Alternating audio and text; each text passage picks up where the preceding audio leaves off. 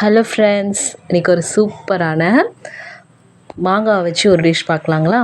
இது பேர் அரைச்சி கலக்கின்னு சொல்லுவாங்க. இதுக்கு ஒரு மாங்காவும் தேங்காய் 2 பச்சை மிளகாய் கொஞ்சமாக ஜீரகம் தயிர் இது இருந்தாலே போதும்.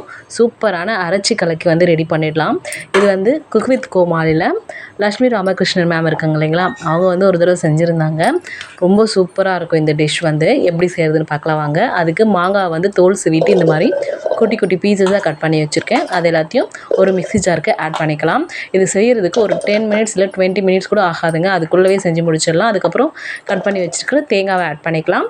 அதுக்கப்புறமா கொஞ்சமாக ஜீரகம் வச்சுருக்கேன், அதையும் ஆட் பண்ணிக்கலாம். அப்புறமா கொஞ்சமாக கருவேப்பிலை, 2 பச்சை மிளகா ஆட் பண்ணியிருக்கேன். நீங்கள் காரம் அதிகமாக பிடிக்கும் அப்படின்னா எக்ஸ்ட்ராவாக கூட பச்சை மிளகா ஆட் பண்ணிக்கோங்க.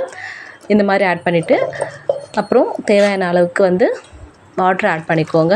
கூடவே கொஞ்சமாக இந்த அரைச்சி கலக்கிக்கு தேவையான உப்பு ஆட் பண்ணிக்கலாம். அதுக்கப்புறம் தயிர் ஆட் பண்ணுங்கள் மறக்காமல். நான் அதை காமிக்கிறதுக்கு மறந்துட்டேன். ஓகேங்களா. அதுக்கப்புறம் மிக்ஸி ஜாரில் நம்ம நல்லா மிக்சியில் போட்டு ஃபைன் பேஸ்ட்டாக அரைச்சி எடுத்துக்கலாம். ரொம்பவுமே நல்லா மழை அரைக்காதீங்க. கொஞ்சம் கொறுப்பாக இருந்துச்சு அப்படின்னா நம்மளுக்கு சாதத்தில் போட்டு சாப்பிடும்போது அந்த டேஸ்ட் நல்லாயிருக்கும். ஸோ அரைச்சி எடுத்துகிட்டு வந்தாச்சு. இப்போது இதை ஒரு தாளிப்பு கொடுக்க போகிறோம். எல்லாத்தையும் நம்ம வேறு ஒரு பாத்திரத்துக்கு ட்ரான்ஸ்ஃபர் பண்ணிக்கலாம். அரைச்சி எடுத்ததை நல்லா அந்த புளிப்பு சுவையோடு சேர்த்து நம்ம சாதத்தோடு சேர்த்து ஒரு அப்பளம் வச்சு சாப்பிட்டீங்க அப்படின்னா அவ்வளோ அருமையாக இருக்கும். ஃபஸ்ட் டைம் நான் இதை செஞ்சு பார்க்குறேன். சாப்பிட்டு பார்த்துட்டு தான் உங்களுக்கு ரிவ்யூ கொடுக்குறேன். ரொம்ப சூப்பராக இருந்துச்சு. தாளிப்புக்கு ஃபஸ்ட்டு ஆயில் சூடானதுக்கப்புறமா கொஞ்சமாக கடுகு உளுத்தம் பருப்பு போட்டுக்கலாம். அதுக்கப்புறம் கொஞ்சம் கருவேப்பிலை போட்டுட்டு நல்லா பொரிஞ்சதுக்கப்புறமா அதை எடுத்து நம்ம அந்த அரைச்சி கலக்கியில் போட்டுக்கலாம். ரொம்பவுமே சூப்பராக இருக்கும். மாங்காய் இப்போ சீசன் அதிகமாகிடுச்சு. நீங்கள் வேணும்னா வரமிளகாய் எக்ஸ்ட்ரா கூட ஆட் பண்ணிக்கோங்க. வரமிளகாய் ஆட் பண்ணி நம்ம இதை தாளித்து கொட்டிக்கலாம்.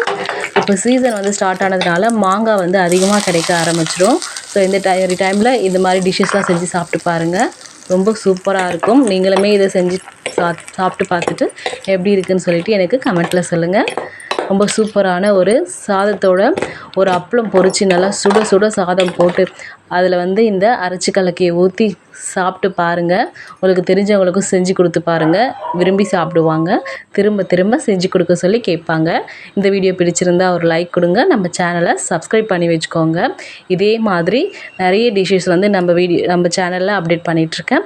ஏற்கனவே பார்த்திங்கன்னா மாங்காய் பச்சடி, இனிப்பு மாங்காய் பச்சடி செஞ்சு அப்டேட் பண்ணியிருக்கேன்.